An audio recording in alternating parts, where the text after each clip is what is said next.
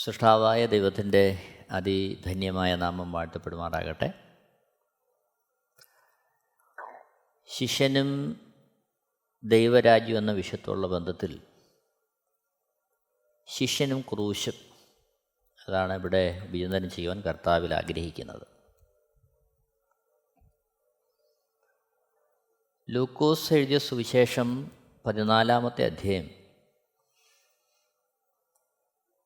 26, 27, 33 വാക്യങ്ങളിൽ, ലൂക്കോസ് എഴുതിയ സുവിശേഷം 14-ാമത്തെ അധ്യായം 26, 27, 33 വാക്യങ്ങൾ. എൻ്റെ അടുക്കൽ വരികയും അപ്പനെയും അമ്മയെയും ഭാര്യയെയും മക്കളെയും സഹോദരന്മാരെയും സഹോദരികളെയും സ്വന്തം ജീവനെയും കൂടെ പകയ്ക്കാതിരിക്കുകയും ചെയ്യുന്നവന് എൻ്റെ ശിഷ്യനായിരിക്കാൻ കഴിയുകയില്ല. തൻ്റെ ക്രൂശെടുത്ത് കൊണ്ട് എൻ്റെ പിന്നാലെ വരാത്തവനും എൻ്റെ ശിഷ്യനായിരിക്കാൻ കഴിയുകയില്ല. തുടർന്ന് 33-ാമത്തെ വാക്യത്തിൽ, അങ്ങനെ തന്നെ നിങ്ങളിൽ ആരെങ്കിലും തനിക്കുള്ളതൊക്കെയും വിട്ടുപിരിയുന്നില്ല എങ്കിൽ അവന് എൻ്റെ ശിഷ്യനായിരിക്കാൻ കഴിയുകയില്ല. ഇവിടെ യേശു കർത്താവ് വ്യക്തമാക്കുന്നത്, അവിടുത്തെ അനുഗമിക്കുവാൻ സമർപ്പിക്കപ്പെട്ട ഏതൊരുവനും സകലത്തെക്കാളും ഉപരിയായി യേശുക്രിസ്തുവിനെ സ്നേഹിക്കണമെന്നും ഓരോരുത്തർക്ക് നൽകപ്പെട്ട ക്രൂശെടുത്തും കൊണ്ട് കർത്താവിനെ അനുഗമിക്കണം എന്നുള്ളതുമാണ്.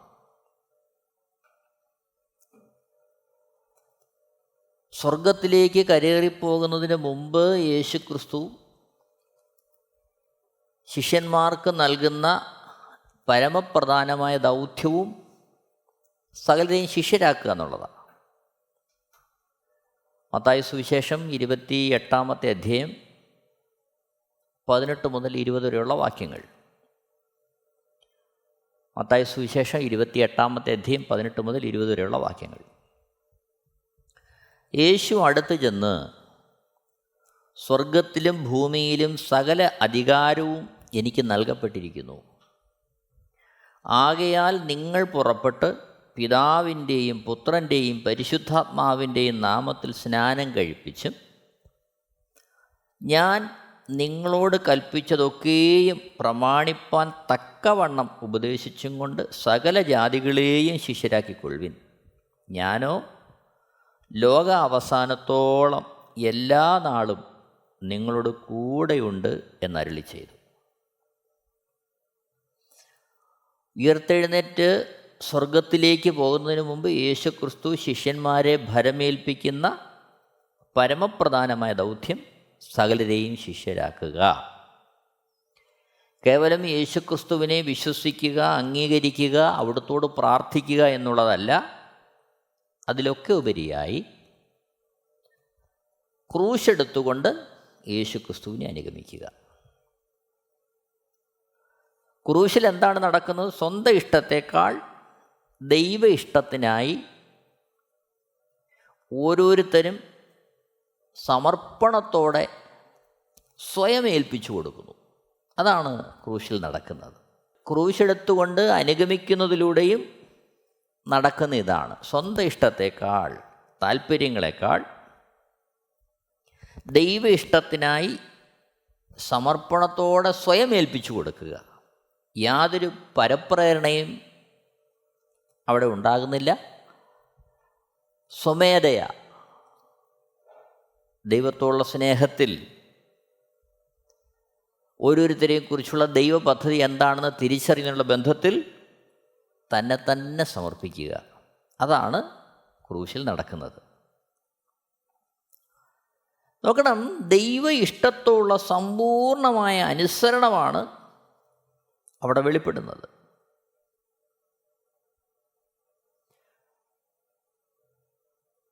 ഗലാത്യലേഖനം 2-ാമത്തെ അധ്യായം 19-20 വാക്യങ്ങളിൽ ഭക്തനായ പൗലോസ് ഒരു ക്രിസ്തു ശിഷ്യൻ്റെ ജീവിതം എപ്രകാരം സമർപ്പിക്കപ്പെട്ടിരിക്കണം എന്ന് രേഖപ്പെടുത്തുന്നുണ്ട്. ഗലാത്യ ലേഖനം 2-ാമത്തെ അധ്യായം 19-20. ഞാൻ ദൈവത്തിനായി ജീവിക്കേണ്ടതിന് ന്യായപ്രമാണത്താൽ ന്യായപ്രമാണ സംബന്ധമായി മരിച്ചു. 20-ാമത്തെ വാക്യത്തിൽ ഞാൻ ക്രിസ്തുവിനോടുകൂടെ ക്രൂശിക്കപ്പെട്ടിരിക്കുന്നു, ഇനി ജീവിക്കുന്നത് ഞാനല്ല, ക്രിസ്തുവത്രേ എന്നിൽ ജീവിക്കുന്നു. ഇപ്പോൾ ഞാൻ ജഡത്തിൽ ജീവിക്കുന്നതോ എന്നെ സ്നേഹിച്ച് എനിക്ക് വേണ്ടി തന്നെത്താൻ ഏൽപ്പിച്ചു കൊടുത്ത ദൈവപുത്രങ്കിലുള്ള വിശ്വാസത്താൽ അത്രേ ജീവിക്കുന്നത്. അപ്പോൾ ഒരു ക്രിസ്തുഭക്തൻ്റെ ജീവിതം സമ്പൂർണമായി ദൈവ കേന്ദ്രീകൃതമാണ്. ദൈവപുത്രനിലുള്ള വിശ്വാസത്താലാണ് അവൻ ഓരോ നിമിഷവും മുന്നോട്ട് പോകേണ്ടത്. 2 കൊരിന്ത്യർ 5:7 പരിശുദ്ധമായി ഇപ്രകാരം രേഖപ്പെടുത്തുന്നു. 2 കൊരിന്ത്യർ 5:7 കാഴ്ചയാലല്ല വിശ്വാസത്താൽ അത്രേ ഞങ്ങൾ നടക്കുന്നത്. അപ്പോൾ ഇതാണ് ഒരു ക്രിസ്തു ശിഷ്യൻ്റെ ജീവിതത്തിൻ്റെ സമർപ്പണം. അവൻ ഭൗതികമായി കാണുന്ന യാതൊന്നിനെയും അടിസ്ഥാനപ്പെടുത്തിയല്ല ജീവിക്കുന്നത്, പ്രത്യുത വിശ്വാസത്താൽ ദൈവശബ്ദം കേട്ട് അവൻ മുമ്പോട്ട് പോവുകയാണ്. ഒരു ക്രിസ്തു ശിഷ്യൻ്റെ മനോഭാവം എന്താണ്? അവൻ്റെ ജീവിതചര്യ എങ്ങനെ ആയിരിക്കണം? ദൈനംദിന ജീവിതത്തിൽ അവൻ്റെ സമീപനം എങ്ങനെ ആയിരിക്കണം?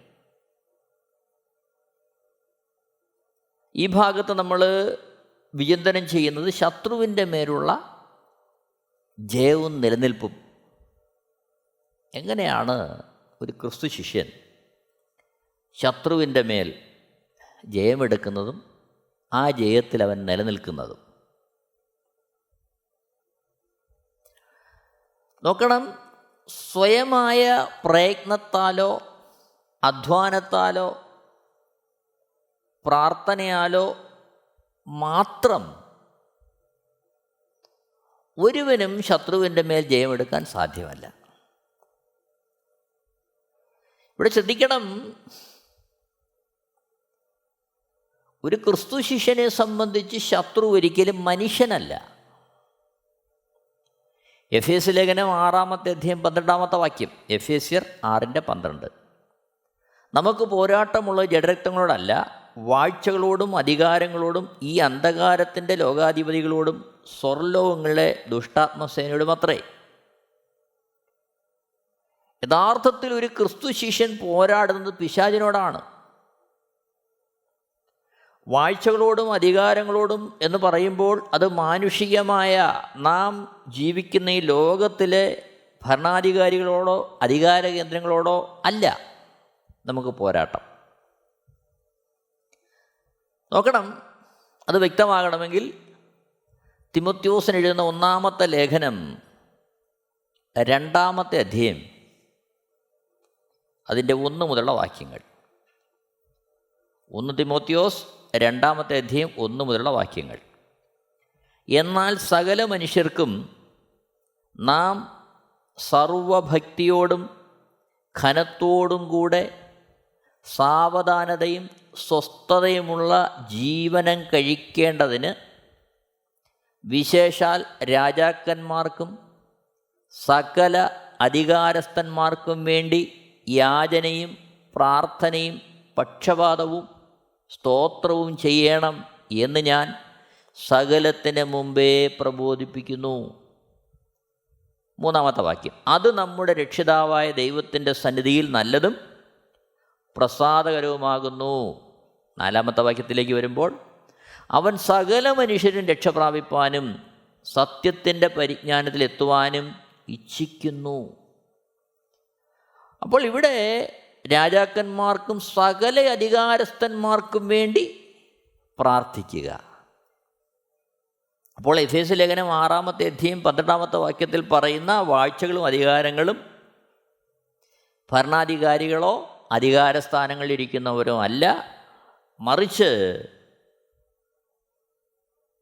ദുഷ്ടാത്മസേനയോടാണ്, പിശാചിനോടും അവൻ്റെ അനുചരന്മാരോടുമാണ് ക്രിസ്തു ശിഷ്യന് പോരാട്ടമുള്ളത്. നോക്കണം, ആ പോരാട്ടം നയിക്കുന്നതും ജയിക്കുന്നതും ഒരുവൻ്റെ മാനുഷികമായ പ്രയത്നത്താലല്ല. ഇവിടെയാണ് ക്രൂശിൻ്റെ പ്രായോഗികത ഒരുവൻ്റെ ജീവിതത്തിൽ വെളിപ്പെടുന്നത്. 2 കൊരിന്ത്യർ 10-ാമത്തെ അധ്യായം 3 മുതൽ 5 വരെയുള്ള വാക്യങ്ങൾ. 2 കൊരിന്ത്യർ 10-ാമത്തെ അധ്യായം 3 മുതൽ 5 വരെ. ഞങ്ങൾ ജഡത്തിൽ സഞ്ചരിക്കുന്നവരെങ്കിലും ജഡപ്രകാരം പോരാടുന്നില്ല. ഞങ്ങളുടെ പോരിൻ്റെ ആയുധങ്ങളോ ജഡീകങ്ങളല്ല, കോട്ടകളെ ഇടിപ്പാൻ ദൈവസന്നിധിയിൽ ശക്തിയുള്ളവ തന്നെ. 5-ാമത്തെ വാക്യം. അവയാൽ ഞങ്ങൾ സങ്കല്പങ്ങളും ദൈവത്തിൻ്റെ പരിജ്ഞാനത്തിന് വിരോധമായി പൊങ്ങുന്ന എല്ലാ ഉയർച്ചയും ഇടിച്ചു കളഞ്ഞ് ഏത് വിചാരത്തെയും ക്രിസ്തുവിനോടുള്ള അനുസരണത്തിനായിട്ട് പിടിച്ചടക്കി. ഇതാണ് ഒരു ക്രിസ്തുഭക്തൻ്റെ പോരിൻ്റെ ആയുധം. എന്താണ്? 4-ാമത്തെ വാക്യത്തിൽ ഞങ്ങളുടെ പോരിൻ്റെ ആയുധങ്ങളോ ജഡീകങ്ങളല്ല. പിന്നെന്താണ്? കോട്ടകളെ ഇടിപ്പാൻ ദൈവസന്നിധിയിൽ ശക്തിയുള്ളവ തന്നെ.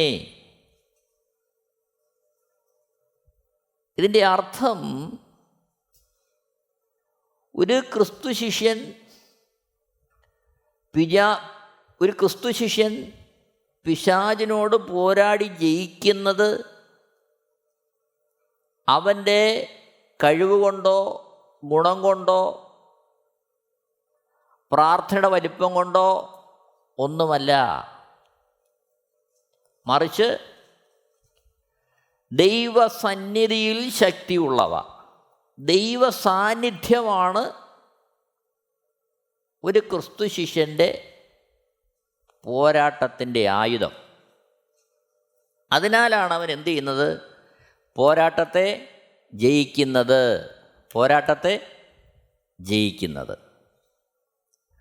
5-ാമത്തെ വാക്യത്തിൽ ഈ പോരിൻ്റെ ആയുധം കൊണ്ട് എന്താണ് ചെയ്യുന്നത്?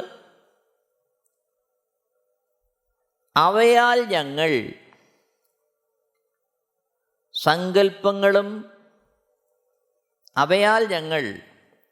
സങ്കല്പങ്ങളും ദൈവത്തിൻ്റെ പരിജ്ഞാനത്തിന് വിരോധമായി പൊങ്ങുന്ന എല്ലാ ഉയർച്ചയും ഇടിച്ചു കളഞ്ഞ് ഏത് വിചാരത്തെയും ക്രിസ്തുവിനോടുള്ള അനുസരണത്തിനായിട്ട് പിടിച്ചടക്കുന്നു. അപ്പോൾ യഥാർത്ഥത്തിൽ പോരാടേണ്ടത് എന്തിനോടാണ്? പിശാചിൻ്റെ ആയുധങ്ങളോടാണ് പോരാടേണ്ടത്. അവൻ്റെ ആയുധങ്ങൾ ഏതാണ്? സങ്കല്പങ്ങൾ,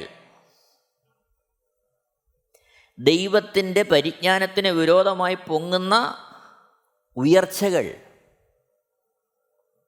അവയാണ് എന്ത് ചെയ്യേണ്ടത്? ഇടിച്ചു കളയേണ്ടത്. ചുരുക്കത്തിൽ സകലവും വെടിഞ്ഞ്, അല്ലെങ്കിൽ സകലത്തിനേക്കാൾ ഉപരിയായി യേശുക്രിസ്തുവിനെ സ്നേഹിച്ച് അനുഗമിക്കുവാൻ സമർപ്പിച്ച് മുന്നേറുന്ന ഒരു ശിഷ്യനോട് പിശാച് പോരാടുന്ന ഏറ്റവും പ്രധാനമായ മേഖല അവൻ്റെ ചിന്താമേഖലയാണ്, ചിന്താമണ്ഡലമാണ്. അവൻ്റെ ചിന്തയിലൂടെയാണ് എന്ത് ചെയ്യുന്നത്? പിശാച് പോരാടാൻ ശ്രമിക്കുന്നത്. അതാണ് 2 കൊരിന്ത്യർ 10-5 നമ്മൾ കാണുന്നത്. അവയാൽ ഞങ്ങൾ സങ്കല്പങ്ങളും ദൈവത്തിൻ്റെ പരിജ്ഞാനത്തിന് വിരോധമായി പൊങ്ങുന്ന എല്ലാ ഉയർച്ചകളും, അതിനെ എന്ത് ചെയ്യുന്നു? സങ്കല്പങ്ങളെയും ദൈവത്തിൻ്റെ പരിജ്ഞാനത്തിന് വിരോധമായി പൊങ്ങുന്ന എല്ലാ ഉയർച്ചയും ഇടിച്ചു കളയുന്നു. അവയാണ് തകർക്കേണ്ടത്. എന്നിട്ട് എന്ത് ചെയ്യുന്നു? ഏത് വിചാരത്തെയും ക്രിസ്തുവിനോടുള്ള അനുസരണത്തിനായിട്ട് പിടിച്ചടക്കുന്നു. അപ്പോൾ യഥാർത്ഥത്തിൽ ഇവിടെയാണ് ഒരു ക്രിസ്തു ശിഷ്യൻ പോരാട്ടത്തിൽ ജയിക്കേണ്ടത്. പിശാചി വ്യത്യസ്തമായ സങ്കല്പങ്ങളും ഉയർച്ചകളും വിചാരങ്ങളും ഒക്കെ എന്തു ചെയ്യും? അകാരണമായിട്ടൊരു ശിഷ്യൻ്റെ ഹൃദയത്തിലേക്ക് കൊണ്ടുവരും, മനസ്സിലേക്ക് കൊണ്ടുവരും. അവയെ എന്തു ചെയ്യണം? പിടിച്ചടക്കണം, അവയെ ഒതുക്കണം. അവിടെയാണ് പോരാട്ടം ആവശ്യമായിരിക്കുന്നത്. അതെങ്ങനെ നടക്കുകയുള്ളൂ? ദൈവവചനത്താലും പരിശുദ്ധാത്മാവിൻ്റെ ശക്തിയാലും മാത്രമേ അതിനെ ജയിക്കാൻ സാധ്യമാകൂ. മാനുഷികമായ ഒരായുധങ്ങൾ കൊണ്ടോ മനുഷ്യൻ്റെ ഏതെങ്കിലും തന്ത്രങ്ങൾ കൊണ്ടോ സ്വയമായ തീരുമാനങ്ങൾ കൊണ്ടോ ഒന്നും ഈ യുദ്ധം ജയിക്കാൻ സാധ്യമല്ല. അത് പരിശുദ്ധാത്മാവിനാലും ദൈവവചനത്താലും മാത്രമേ ഈ പോരിൻ്റെ ആയുധത്തെ തകർക്കാൻ സാധ്യമാകൂ. നോക്കണം, ഇത് ക്രൂശെടുത്ത് അനുഗമിക്കുന്ന ഏതൊരു ശിഷ്യനും മനസ്സിലാക്കിയിരിക്കേണ്ട അടിസ്ഥാനമായൊരു തത്വമാണ്. സങ്കല്പങ്ങളും ദൈവത്തിൻ്റെ സങ്കല്പങ്ങളും ദൈവത്തിൻ്റെ പരിജ്ഞാനത്തിന് വിരോധമായി പൊങ്ങുന്ന എല്ലാ ഉയർച്ചയും ഇടിച്ചു കളഞ്ഞ് ഏത് വിചാരത്തെയും ക്രിസ്തുവിനോടുള്ള അനുസരണത്തിനായിട്ട് പിടിച്ചടക്കുന്നു. ചുരുക്കത്തിൽ ദൈവവചനത്താലും പരിശുദ്ധാത്മാവിനാലും നാം തന്നെ നമ്മുടെ എല്ലാ ചിന്തകളെയും ഉയർച്ചകളെയും വിചാരങ്ങളെയും കർത്താവിൻ്റെ പാദപീഠത്തിൽ സമർപ്പിച്ച് പരിശുദ്ധാത്മാവിൻ്റെ ഇഷ്ടപ്രകാരം വചനപ്രകാരം ജീവിക്കുവാൻ നാം തന്നെ നമ്മളെ ഏൽപ്പിച്ചു കൊടുക്കുന്നു. അവിടെ മാത്രമാണ് നമുക്ക് ജയം അനുഭവിക്കാൻ സാധിക്കുന്നത്. പലപ്പോഴും നമ്മുടെ ജീവിതത്തിൽ വ്യത്യസ്തമായ ചിന്തകളും വിചാരങ്ങളും ഉയർച്ചകളും ഒക്കെ കയറി വരും. പക്ഷെ അപ്പോഴേ അതിനെ കയ്യോടെ കൈകാര്യം ചെയ്യുന്നത് ദൈവവചനത്താലും പരിശുദ്ധാത്മാവിൻ്റെ ശക്തിയാലുമാണ്. അവിടെയാണ് കാര്യസ്ഥനായ പരിശുദ്ധാത്മാവ് നമ്മളെ ഉപദേശിക്കുന്നത്. കാര്യസ്ഥനായ പരിശുദ്ധാത്മാവിൻ്റെ ഉപദേശം ലഭിക്കുമ്പോൾ അതിൽ നമ്മളെ ഉറപ്പിച്ച് ജയം കൊള്ളുവാൻ തക്കവണ്ണം നമുക്ക് സഹായമായി തീരുന്നത് ദൈവവചനവും കൂടാണ്. അവിടെയാണ് ക്രൂശെടുത്തുകൊണ്ട് അനുഗമിക്കുന്ന ഒരു ക്രിസ്തുഭക്തന് ജയം ആസ്വദിക്കുവാൻ കഴിയുന്നത്. എഫേസ്യ ലേഖനം 6-ാമത്തെ അധ്യായം 10 മുതൽ 18 വരെയുള്ള വാക്യങ്ങൾ വായിക്കുമ്പോൾ, എഫേസ്യ ലേഖനം 6-ാമത്തെ അധ്യായം 10 മുതൽ 18, 10-ാമത്തെ വാക്യം, ഒടുവിൽ കർത്താവിലും അവൻ്റെ അമിത ബലത്തിലും ശക്തിപ്പെടുവിൻ.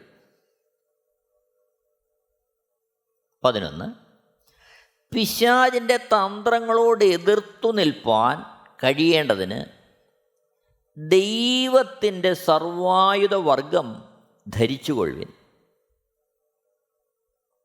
12, നമുക്ക് പോരാട്ടമുള്ള ജഡരക്തങ്ങളോടല്ല, വാഴ്ചകളോടും അധികാരങ്ങളോടും ഈ അന്ധകാരത്തിൻ്റെ ലോകാധിപതികളോടും സ്വർലോകങ്ങളിലെ ദുഷ്ടാത്മസേനയോടും മാത്രമേ. അപ്പോൾ ക്രൂശെടുത്തുകൊണ്ട് അനുഗമിക്കുന്ന ഒരു ഭക്തന് ബലവും ശക്തിയും ലഭിക്കുന്നത് എവിടെ നിന്നാണ്?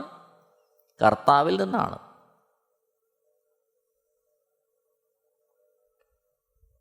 എഫേസ്യർ 6:10 ഒടുവിൽ കർത്താവിലും അവൻ്റെ അമിത ബലത്തിലും ശക്തിപ്പെടുവൻ.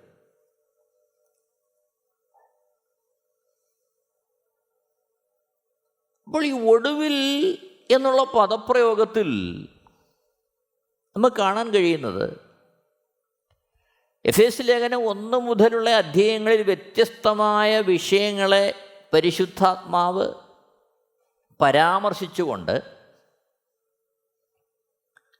അതിൻ്റെ പരിസമാപ്തിയാണ് ഒടുവിൽ. അവിടെ വ്യത്യസ്തമായ അനുഭവങ്ങളെ പരിശുദ്ധാത്മാവ് രേഖപ്പെടുത്തുന്നുണ്ട്. സഹോദരങ്ങൾ തമ്മിൽ എങ്ങനെ ആയിരിക്കണം?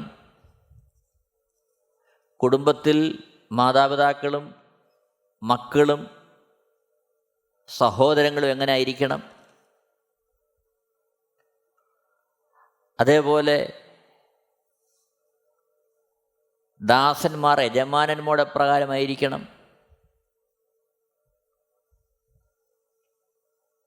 തമ്മിൽ സഹോദരങ്ങൾ എപ്രകാരമായിരിക്കണം? ശുശ്രൂഷകന്മാരുടെ കാഴ്ചപ്പാട് എങ്ങനെ ആയിരിക്കണം? അങ്ങനെ ജീവിതത്തിൽ അനുഷ്ഠിക്കേണ്ടുന്ന അനവധി കാര്യങ്ങളെ പരാമർശിച്ചുകൊണ്ടാണ് എഫേസ്യ ലേഖനം 6-ാമത്തെ അധ്യായം 10-ാമത്തെ വാക്യത്തിലേക്ക് വരുമ്പോൾ പരിശുദ്ധാത്മാവ് രേഖപ്പെടുന്നത് ഒടുവിൽ കർത്താവിലും അവൻ്റെ അമിത ബലത്തിലും ശക്തിപ്പെടുവിൻ.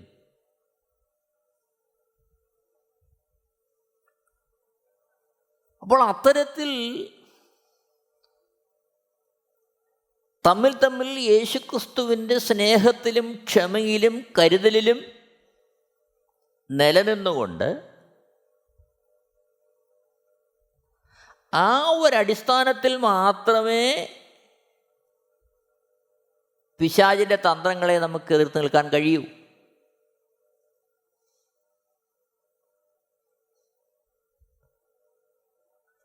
എഫേസ്യ ലേഖനം 6:10 ഒടുവിൽ കർത്താവിലും അവൻ്റെ അമിത ബലത്തിലും ശക്തിപ്പെടുവിൻ. 11 പിശാചിൻ്റെ തന്ത്രങ്ങളോട് എതിർത്ത് നിൽപ്പാൻ കഴിയേണ്ടതിന് ദൈവത്തിൻ്റെ സർവായുധവർഗം ധരിച്ചുകൊള്ളുവിൻ. ഇത് പ്രത്യക്ഷമായി നാം എന്തെങ്കിലും പോരാട്ടത്തിന് വേണ്ടി ധരിക്കുന്ന കാര്യമല്ല, മറിച്ച് ദൈവവചനം നമ്മോട് അനുശാസിക്കുന്ന ക്രമീകരണ വിഷയങ്ങൾ നാം നമ്മുടെ ജീവിതത്തിൽ അനുഷ്ഠിച്ചുകൊണ്ട് നമ്മെ തന്നെ സമർപ്പിച്ചുകൊണ്ട് ദൈവത്തോട് അടുത്ത് ചെല്ലുക. അതാണ് ഇവിടെ പരിശുദ്ധാത്മാവ് നമ്മെക്കുറിച്ച് ആഗ്രഹിക്കുന്നത്. എഫേസ്യ ലേഖനം 4-ാമത്തെ അധ്യായം 25-ാമത്തെ വാക്യത്തിലേക്ക് വരുമ്പോൾ എഫേസ്യർ 4:25 ആകയാൽ ഭോഷ്ക് ഉപേക്ഷിച്ച് ഓരോരുത്തൻ താൻ്റെ കൂട്ടുകാരനോട് സത്യം സംസാരിപ്പിൻ. നാം തമ്മിൽ അവയവങ്ങളല്ലോ. 26 കോപിച്ചാൽ പാപം ചെയ്യാതിരിപ്പിൻ. സൂര്യൻ അസ്തമിക്കുവോളം നിങ്ങൾ കോപം വെച്ചുകൊണ്ടിരിക്കരുത്. 27 പിശാചിന് ഇടം കൊടുക്കരുത്. വീണ്ടും താഴേക്ക് വരുമ്പോൾ നമ്മൾ കാണുന്നു 32-ാമത്തെ വാക്യത്തിലേക്ക് വരുമ്പോൾ നിങ്ങൾ തമ്മിൽ ദയയും മനസ്സലിവുള്ളവരായി ദൈവം ക്രിസ്തുവിൽ നിങ്ങളോട് ക്ഷമിച്ചതുപോലെ അന്യോന്യം ക്ഷമിപ്പിൻ. അപ്പോൾ ഇത് വിശാലമായ അർത്ഥത്തിൽ സകലരോടും ഒരു ക്രിസ്തു ശിഷ്യൻ എടുക്കേണ്ടുന്ന നിലപാടിനെ ഇവിടെ പരിശുദ്ധാത്മാവ് വ്യക്തമാക്കുകയാണ്. ആ നിലപാടിൽ ഉറച്ചു നിന്നുകൊണ്ട് മാത്രമേ പിശാചിനോടും അവൻ്റെ തന്ത്രങ്ങളോടും പോരാടുവാൻ ഒരു ക്രിസ്തു ഭക്തന് സാധ്യമാകൂ. ഇവിടെയാണ് എങ്ങനെയാണ് നാം ശത്രുവിൻ്റെ മേൽ ജയവും ആ ജയത്തിൽ സ്ഥായിയായി നിലകൊള്ളാൻ കഴിയുന്നതും എന്നിവിടെ വ്യക്തമാക്കുകയാണ്. ചുരുക്കത്തിൽ പിശാചിനെയോ അവൻ്റെ തന്ത്രങ്ങളെയോ ജയിക്കുവാൻ മാനുഷികമായ പ്രാപ്തിയിൽ ഒരു മനുഷ്യനും സാധ്യമല്ല. എന്നാൽ അതിന് ഒരു ക്രിസ്തു ശിഷ്യനെ ശക്തീകരിക്കുന്നത് ദൈവവചനമാണ്, പരിശുദ്ധാത്മാവാണ്. പരിശുദ്ധാത്മാവ് ദൈവവചനത്തിലൂടെ ഓർപ്പിക്കുന്ന കാര്യങ്ങൾ അനുസരിച്ചുകൊണ്ട് ദൈനംദിന ജീവിതത്തിൽ പരിശുദ്ധാത്മാവ് ആഗ്രഹിക്കുന്ന ക്രമീകരണങ്ങളെ നടപ്പിലാക്കിക്കൊണ്ട് ദൈവത്തോട് ചേർന്ന് നിന്നുകൊണ്ട് മാത്രമേ ഒരുവന് പിശാചിൻ്റെ തന്ത്രങ്ങളെ ജയിക്കാൻ കഴിയൂ, അതിൽ നിലനിൽക്കാൻ കഴിയൂ. അവിടെയാണ് നമ്മുടെ പോരിൻ്റെ ആയുധങ്ങൾ ജഡികങ്ങളല്ല. മാനുഷികമായ ശാരീരികമായ ഒരായുധം വെച്ചുകൊണ്ടും പിശാചിനെയോ അവൻ്റെ തന്ത്രങ്ങളെയോ ജയിക്കുവാൻ ഒരുവനും സാധ്യമല്ല. ക്രൂശെടുത്തുകൊണ്ട് അനുഗമിക്കുന്ന ഒരു ക്രിസ്തു ശിഷ്യൻ സമ്പൂർണമായി ദൈവകരങ്ങളിലേക്ക് അവനെ ഏൽപ്പിച്ചു കൊടുത്തുകൊണ്ട് കർത്താവിൽ ആശ്രയിച്ചുകൊണ്ട് ദൈവവചനത്താലും പരിശുദ്ധാത്മാവിനുമാലാണ് അവൻ ആത്മീയുദ്ധം ജയിക്കുന്നത്. മറ്റൊരർത്ഥത്തിൽ കർത്താവ് പിശാചിൻ്റെ മേലെടുത്ത ജയം ഓരോ ക്രിസ്തു ശിഷ്യനും ഈ ഒരു അനുഭവത്തിലൂടെ സ്വന്തമാക്കുകയാണ്. ക്രൂശെടുത്ത് അനുഗമിക്കുന്നതിലൂടെ ഓരോ ക്രിസ്തു ശിഷ്യനും ആ ജയം എന്ത് ചെയ്യുകയാണ്? അവൻ്റെ സ്വന്തമാക്കി തീർക്കുകയാണ്. എന്നെ കേൾക്കുന്ന പ്രിയരെ, നമുക്ക് നമ്മെ തന്നെ ഒന്ന് പരിശോധിക്കാം. നമ്മുടെ ക്രിസ്ത്യ ജീവിതം എങ്ങനെയാണ്?